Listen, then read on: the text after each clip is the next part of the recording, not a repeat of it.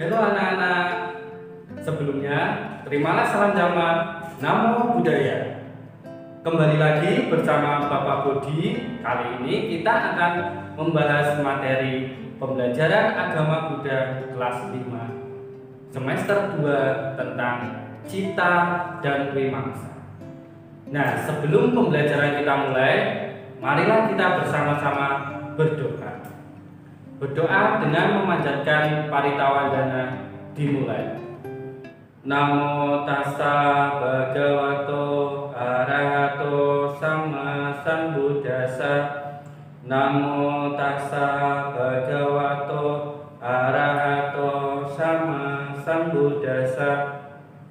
Namo tassa bhagavato arahato sama sambuddhassa. Sabe sata pawantu sukitata. Semoga semua makhluk hidup berbahagia. Sadu, sadu, sadu. Baiklah anak-anak, setelah kita berdoa, mari kita melanjutkan ke tujuan pembelajaran yang akan kita capai. Tujuan yang pertama adalah siswa dapat menjelaskan arti cita dan wimangsa.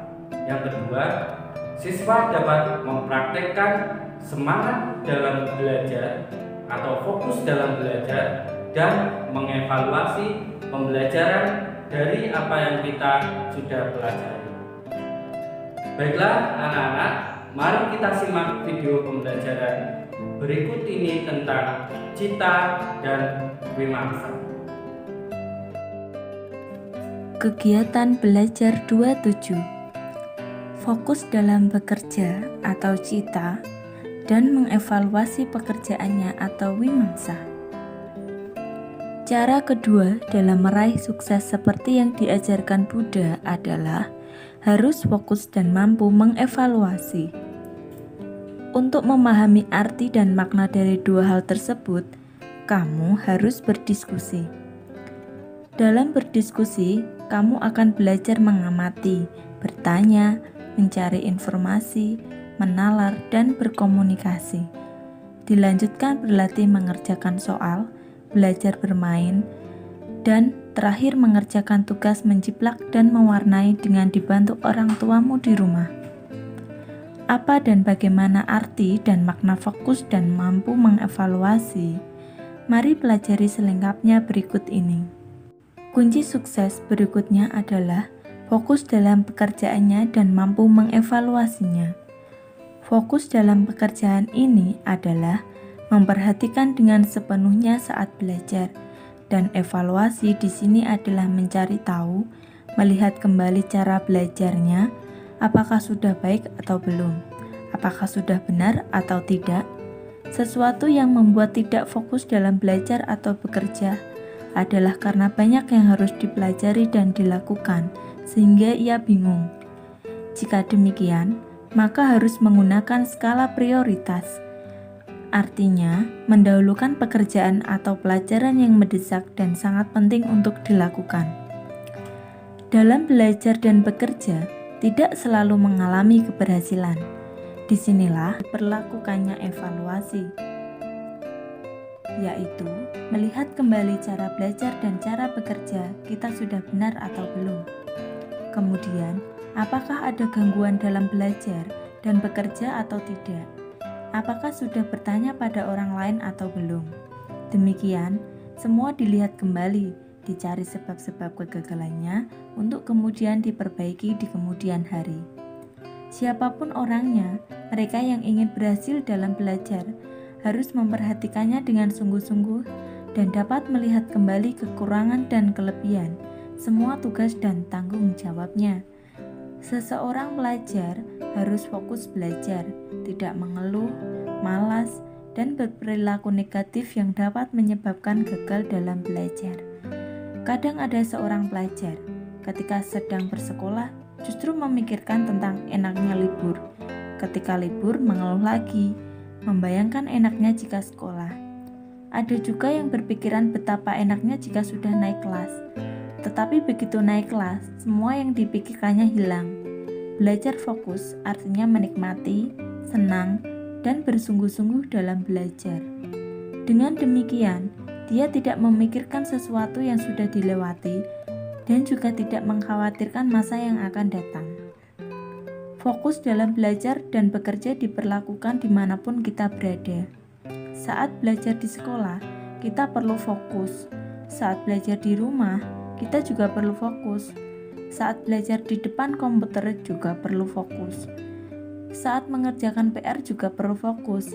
Jadi, dimanapun dan kapanpun fokus dalam belajar dan bekerja sangat diperlukan.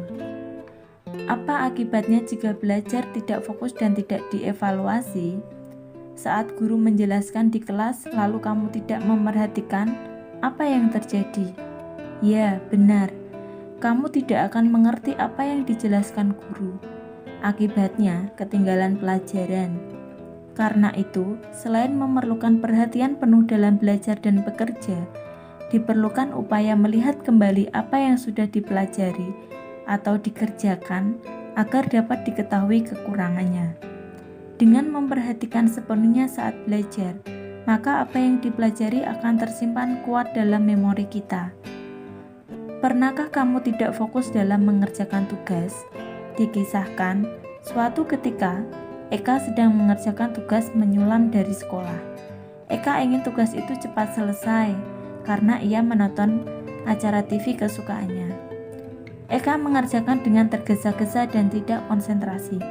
Berkali-kali Eka gagal dalam memasukkan benang ke dalam lubang jarum. Semakin gagal, Eka semakin kesal dan tidak sabar. Saat itulah Eka tertusuk jarum. Kejadian tersebut membuat semua pekerjaan tidak terselesaikan dengan baik. Esoknya, Eka pun tidak dapat mengumpulkan tugas. Dapat belajar dengan sungguh-sungguh tidaklah mudah. Oleh karena itu, agar dapat memperhatikan sepenuhnya saat belajar atau bekerja, diperlukan cara-cara yang tepat. Pertama, membuat jadwal kegiatan yang jelas. Kedua, lakukan meditasi sebentar sebelum belajar agar badan rileks. Ketiga, singkirkan semua hal yang kemungkinan dapat mengganggu, misalnya ingin cepat selesai, tidak sabar dan terburu-buru. Keempat, jaga kesehatan fisik. Jika fisik tidak sehat, akan mudah lelah dan mengantuk. Kelima, manfaatkan waktu sebaik mungkin. Jika terlalu lama juga tidak efektif. Jika sudah lelah, harus istirahat. Mulai belajar kembali setelah istirahat untuk menyegarkan pikiran dan badan. Istirahat bukan digunakan untuk bermain, yang menyebabkan badan capek dan pikiran terlena. Akan tetapi, istirahatlah agar pikiran dan badan segar kembali. Demikian anak-anak pembelajaran kita kali ini tentang cita dan wimamsa. Sudah jelas? Oke, bagus. Nah, kalau sudah jelas, di sini Bapak ada beberapa soal tentang cita dan wimamsa. Silakan anak-anak kerjakan berikut ini. Oke, demikian pembelajaran kita pada kali ini. Sebelum Bapak Budi tutup, mari kita sama-sama menyimpulkan materi kita tentang cita dan wimamsa.